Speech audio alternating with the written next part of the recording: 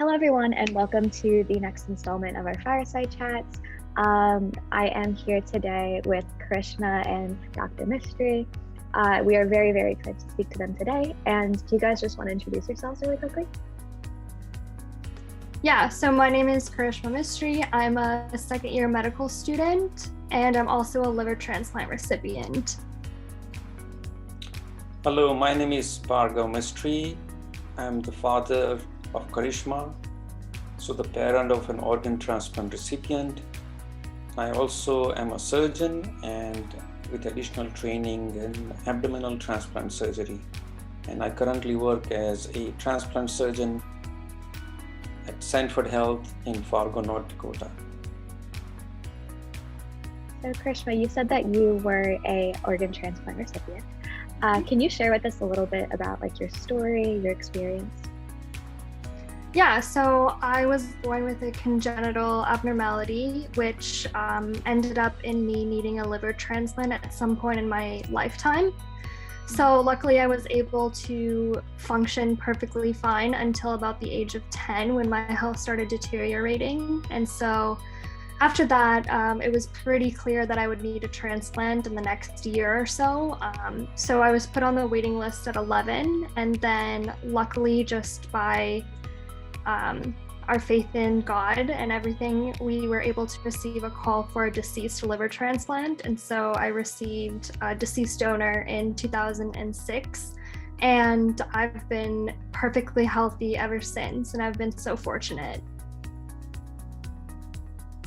So as a young, oh, sorry, Daya, did I cut you off? Oh, yeah, I just wanted to say, I love your story so much, and it's very inspiring that you were able to go through that at such a young age and, come out of that. So I admire that a lot.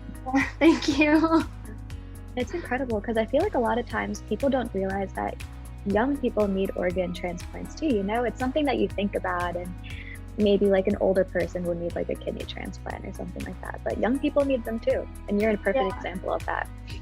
Yeah, I think that's why youth advocacy and younger voices are so important, because I think that a lot of people don't think about this topic until you're much older. And that's when people are like, oh, why are we having such a shortage? It's because young people, you've registered to become an organ donor when you're young. So education at a young age is really important in this space. For sure. And then, Dr. Mistry, you said that you are a surgeon who perform organ transplants.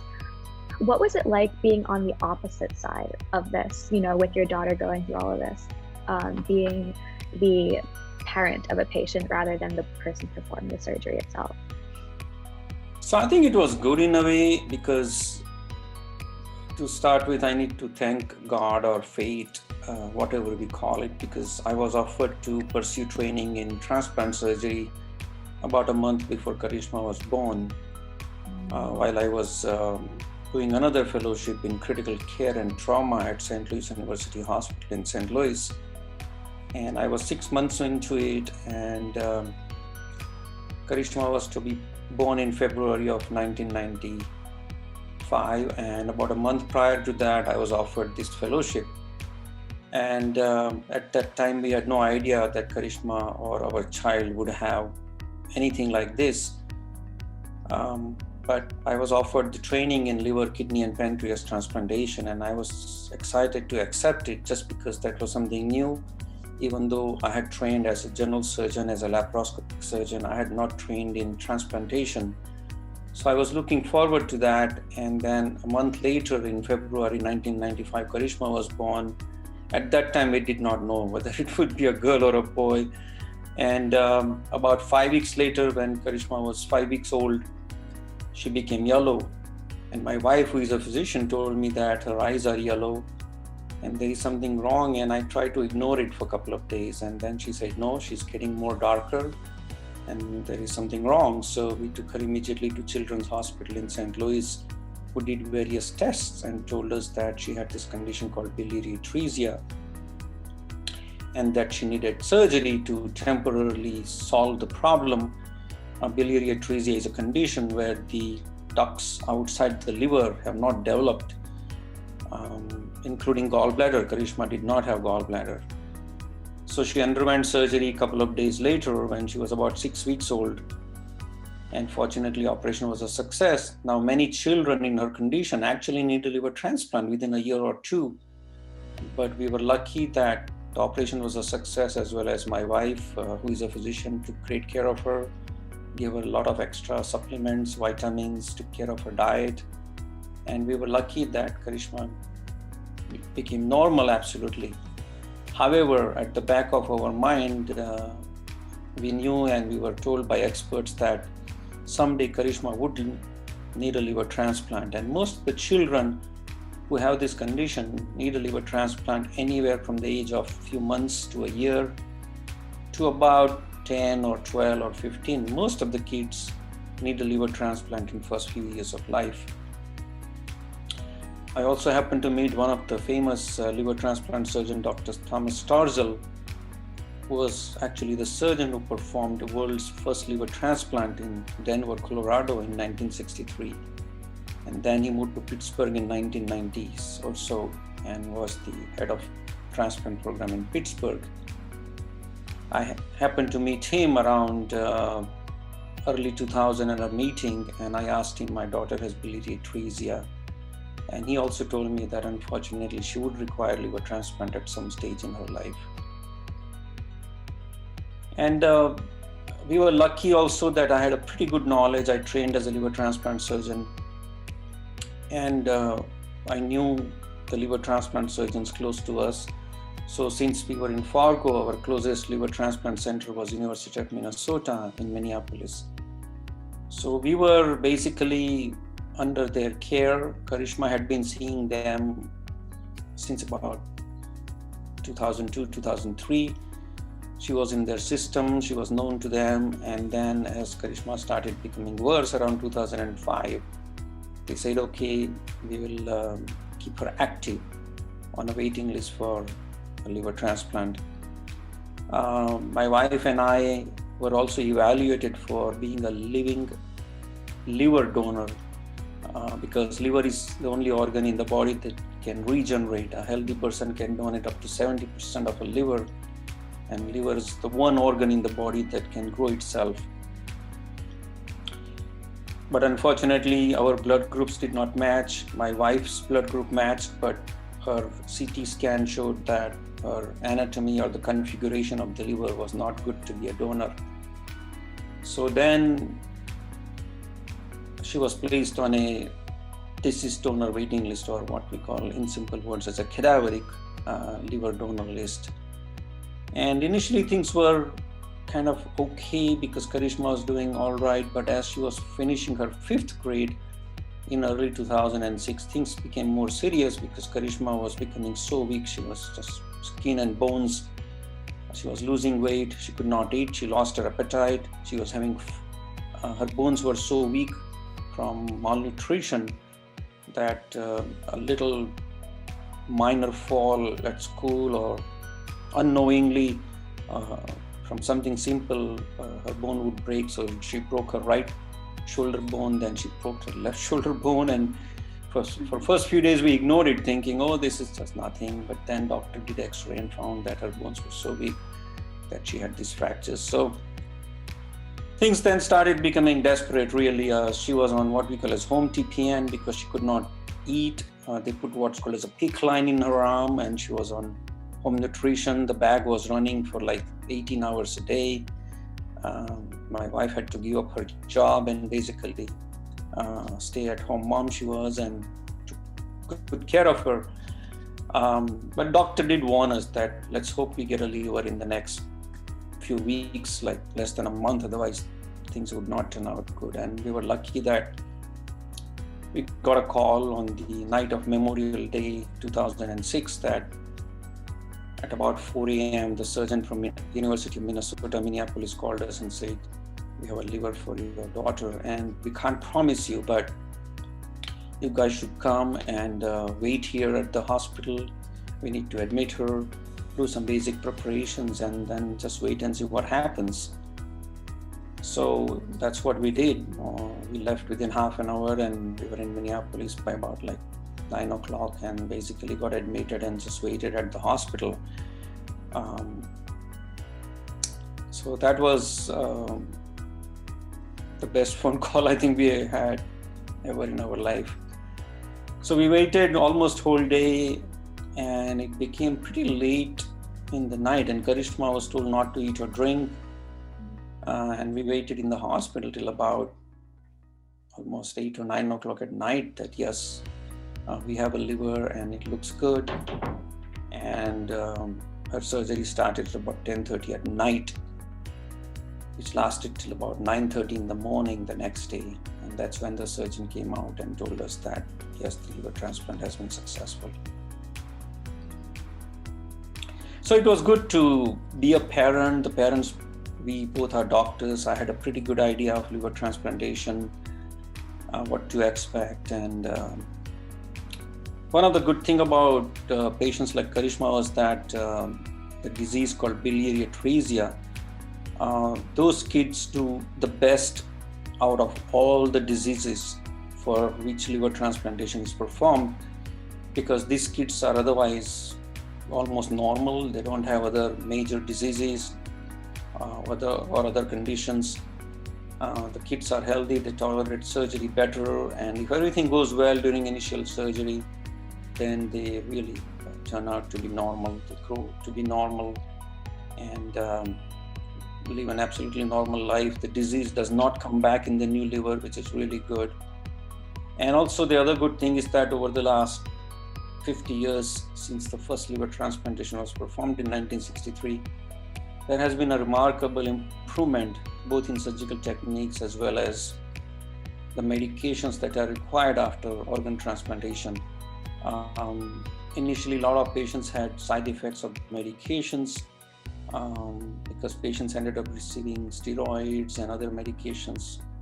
But over the years, we have learned that we can maintain them on lower dose of medications. The medications are called as anti-rejection medication or immunosuppressive medications, which make body artificially weak. And initially in 60s and 70s, a lot of patients died from other complications like infections and cancers because the drugs were given at a higher level. But fortunately now we use much lower degree of immunosuppression. And liver is the one organ which adapts very well in most patients. The body and the new liver seem to kind of work well, and in many patients you can cut down the immunosuppression. So now we are so fortunate that Karishma is on a single drug for tacrolimus, which she has to take twice a day, and that's it basically. As long as she remembers to take that, which she will have to take for life, she should be just fine. So again, her drug level is maintained so low that she has very little, if any, side effects, which is much better than what patients went through in 1960s and 70s, where they had a lot more complications because of the higher blood levels required at that time for those drugs. So immunosuppression has improved a lot. It is not perfect yet, but again, in many patients like Karishma, we can get away with low dose immunosuppression, and therefore the side effects are minimal. Go ahead. Well, yeah, I mean, Daya was saying before that, I mean, your story is incredible because it is an example of someone so young getting an organ, right? But that being said, you were really young. You were in 5th grade when you did get your transplant. What then made you want to be a youth advocate? Because you're a youth advocate now. Yeah. Years later. Yeah, so I don't think that initially I understood a lot of the aspects of it. Like when I was so young and getting this liver transplant, all I really wanted was just to be like other kids. I really focused just on starting middle school. I just kind of wanted to put it on the side and be like, okay, that's done and over with, and now I can just move on with my life and be like other children. And so it really wasn't until my senior year of high school where I kind of got reintroduced to this other side of being a recipient and the things that we can do to give back as a recipient. And I have my parents to thank for that. Obviously my dad, I think, was he's already involved in different organizations such as Donate Life America and Life Source, being a transplant surgeon. So I got an opportunity to do just an informational video with Life Source, which is the organ donation organization that's the closest to my state. So I did that in high school, and I think that kind of rekindled my, I guess, motivation to want to do this type of stuff. And I realized that I was unique because I was so young. And I had always had an interest in medicine, obviously, because of my prior experience. But going into college, I didn't actually choose medicine as like my first route. It wasn't until my junior year of college where I was like, okay, for sure, I'm going to try and apply to medical school and see where that takes me. And all throughout college, I continued working with LifeSource. And so that kind of just fueled my fire a little bit more. And it really made me see and open my eyes up to how important this is and how much more I can be doing in this space, and that I really just didn't want to give up my young voice. And then now being in medical school, even within my first year, I'm in my second year now, but even within my first semester of my first year, I realized how many people were just so unaware of what being an organ donor means. And when they go to the DMV, they don't focus on answering those little boxes and actually reading them, and that's where you mark if you want to be an organ donor or not. And so that just further propelled me, honestly. Like, I've just really focused in the past 2 years as using my voice as, one, a liver transplant recipient, and two, a medical student, to kind of be a louder voice in this space and see what I can do just within my fellow classmates, within my school, within just social media as well. And even one person signing up honestly makes the difference. So every single person counts is kind of my motto. So yeah, that's kind of just how my like trajectory was in terms of getting more and more involved in pursuing medicine. People don't realize that. For sure. People don't realize that one recipient or one donor can save up to 8 lives and make so many lives after that so much better. And nor do they realize how easy it is to sign up to be an organ donor, right? Like, you can literally do it like from your health app on the iPhone. When you register to vote, I know that like just happened not too long ago, but you know, registering to vote, DMV, Donate Life's website. I know you mentioned Donate Life before. Our website, quick plug on that.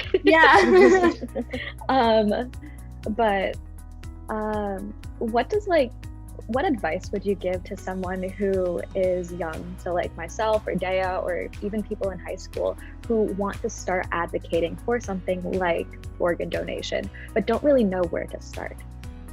Yeah, I think that number one, I think that there needs to be a reason. You just have to have a motivation behind what you're doing. So if it's personal, if it's just inspirational, anything, just make sure you just know why you're doing what you're doing, because it's not always easy.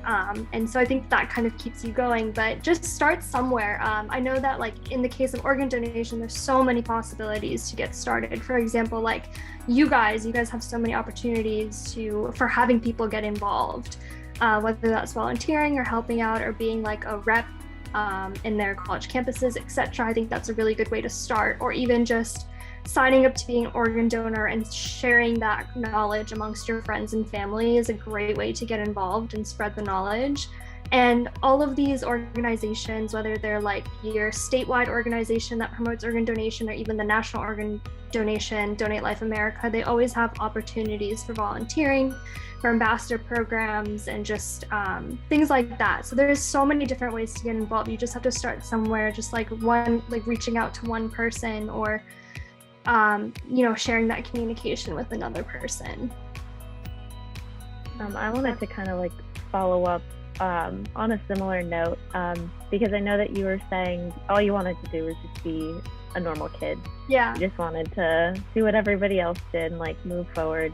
But if you did have the chance to go back and tell your peers just like one thing, you could be teaching them something or giving them some kind of like insight in your experience, like what would you share with them?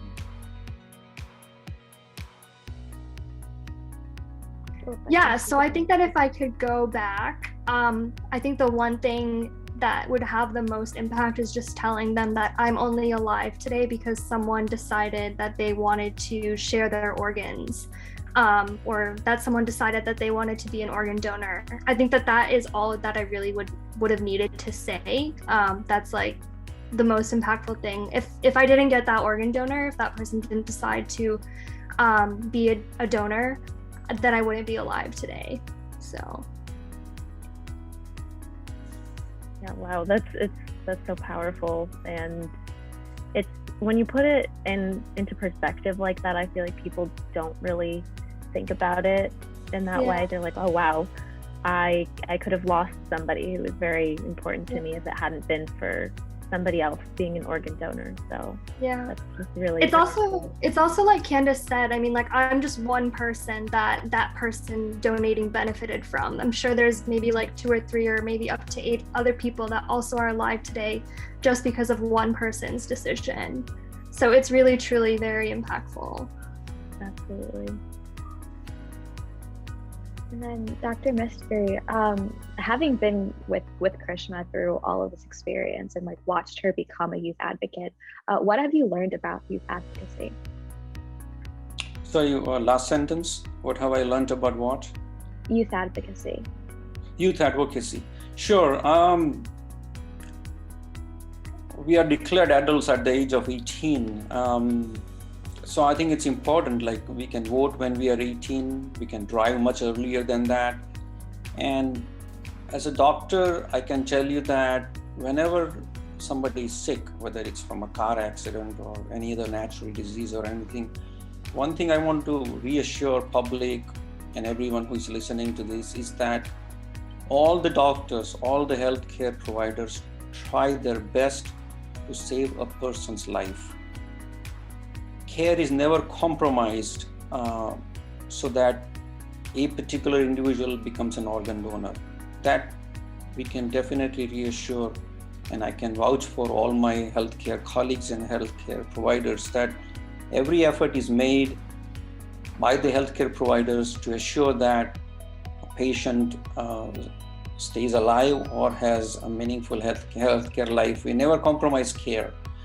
Only when it becomes clear that a person's brain has been damaged irreversibly, that's when the discussion about organ donation comes up. And again, all these discussions are done with extreme compassion, value for life, value for the rest of the family's grief, emotions, and it is something that's done by trained people. And we who are in transplant field value that very much, and really great care is taken at every step to ensure that if a family has made a decision to allow the organ donation, or person who is dying, it was his or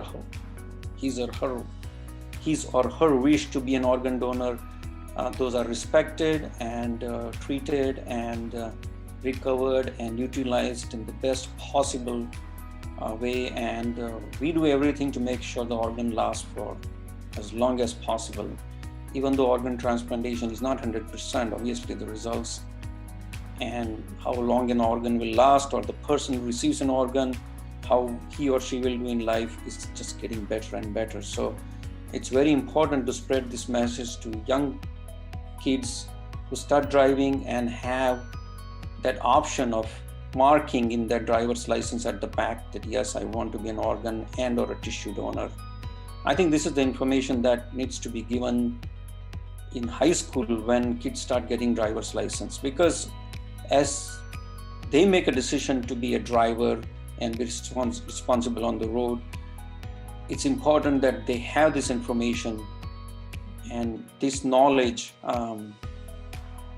to make that decision. And I know when we go to DMV office, we want to just get it done and get out because we are waiting there for a bit, we have other things to take care of, and we think, oh, I will check mark or look at being an organ donor later. But things happen. So it's important also to talk to family and friends that I want to be an organ donor if something happens, and to spread that message. And same thing with all the patients who receive an organ. I tell all my patients who receive a kidney transplant that please make sure you are an organ and a tissue donor, and you and your family members and friends are also aware of your decision, and encourage them to be organ donors. When you receive something, I think we have a responsibility to the community and to the world that we give it back. And the best way to do is by being an organ donor and talking to our family and friends.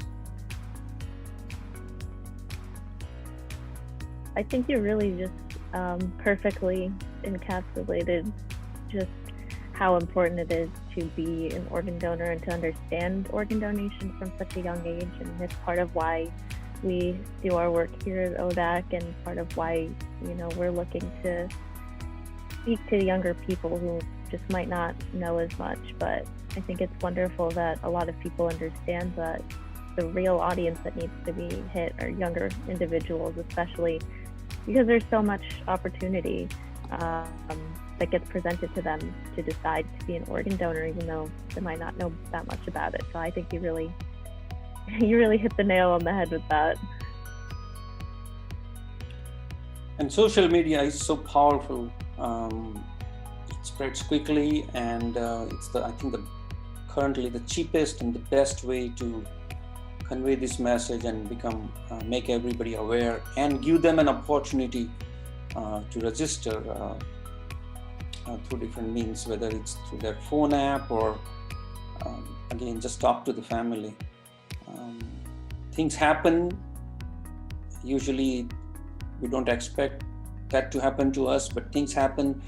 And if you have made that choice on your driver's license or talk to your family and friends that you do wish to be an organ and tissue donor, it just becomes a lot easier for the rest of the family that yes, we are fulfilling the wish of our loved one whom we are losing. And I do come across many families or parents who have lost their child or a family member unexpectedly. They are actually happy that they were able to donate organs or part of the body of the loved ones. They feel good about it and get some kind of satisfaction or consolation that my daughter's heart is in somebody's body is still beating, or the liver is still working. So in a way, that person is not really dead, because parts of that person are still functioning and giving life to somebody else. So they really feel good about it. No family ever regrets of being an organ donor family. They are always happy about it. And you listen and read about so many stories where, like, there is a heart recipient and a parent is able to listen to that heart with a stethoscope, that, okay, this is my daughter or my son's heart that's beating. And it's really emotional and gives them a lot of satisfaction and some kind of consolation that part of my child's body is alive. That was the entire inspiration behind our motto, I guess we would call it, live life, give life, right? So you live your life to the extent that you're allowed to, I guess. And then from there, you give life to so many other people. You have the potential to give life to so many other people for them to continue on and make more memories and just have hope for the future, essentially. Yeah.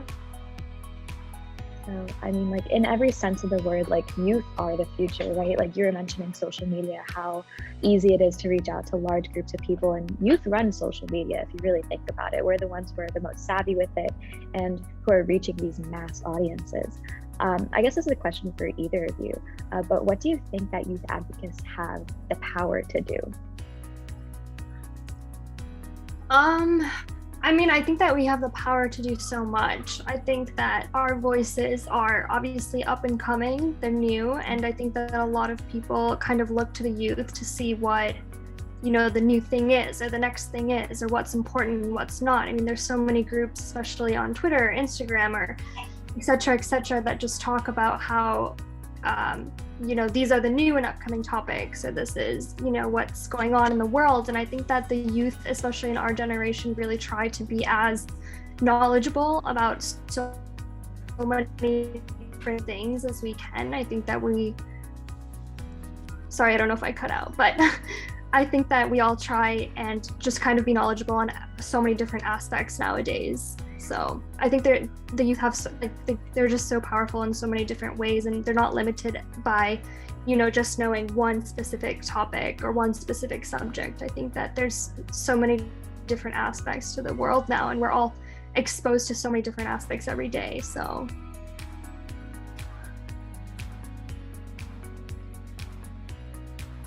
I'm again excited that younger generation like you, Candice and DR, that you are doing this, and some of you are. DR, are you going to medical school? I'd like to.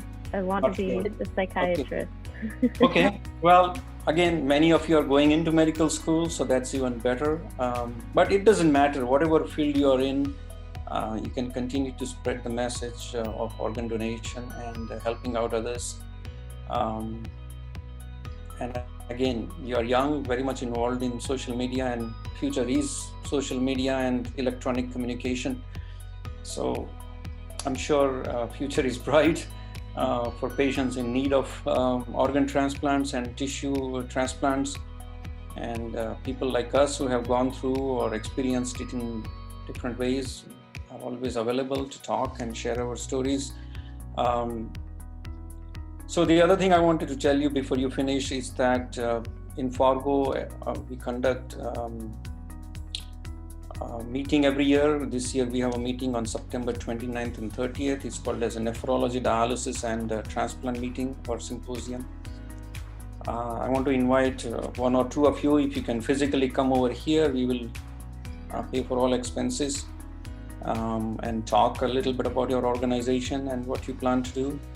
If you can't come personally, we will do this kind of a video chat we can do, but it would be great if you can represent the younger generation, because you are the future, and share your stories. I think that will be very encouraging to all the other participants who are much older than you are, but you are the new generation, and I think that will be very helpful to share your story, which I think they should also, they can spread to their children, and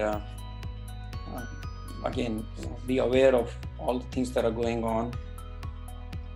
Yeah, I mean, the fact that you guys are in college and you started this, I mean, I didn't even have the thought to start something in college like this. You know, I was just volunteering and doing whatever else I can. So it's really great. This organization has just been, it's been one of the most strong organizations that I've ever been a part of. I think you guys are so passionate, and it's so amazing to see. Honestly, you guys are doing such a great thing, and you're so involved and so passionate about it.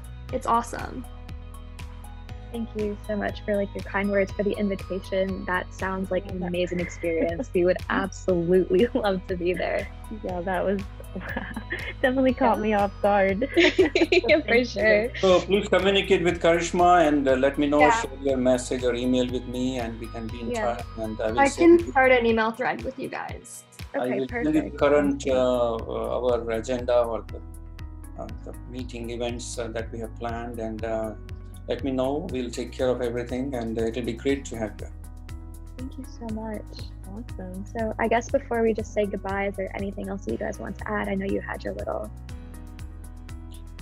No, keep it up. Go ahead, because again, you are college students. None of you have been a patient or the recipient, to my knowledge, or a family member who has needed an organ transplant. I don't know where you caught this bug, but whatever you caught is really good. Good for the future of healthcare and transplantation in general. So thank you. Yeah, we're really grateful that you guys, kind of let us come on here and talk as well. So thanks for inviting us to be a part of this, and just thank you for all you do constantly. Just as a father, as a transplant surgeon, as a recipient, we're really grateful to you guys for all the service that you guys do in this field. Thank you guys so much. It's been an absolute pleasure speaking with you, getting to know you guys. Like we said so many times, you guys, your story is an inspiration and everything. So yeah, I guess we'll sign off from here. Okay, thank you. It's really nice talking to you. Yes, keep in touch, please. Sounds great.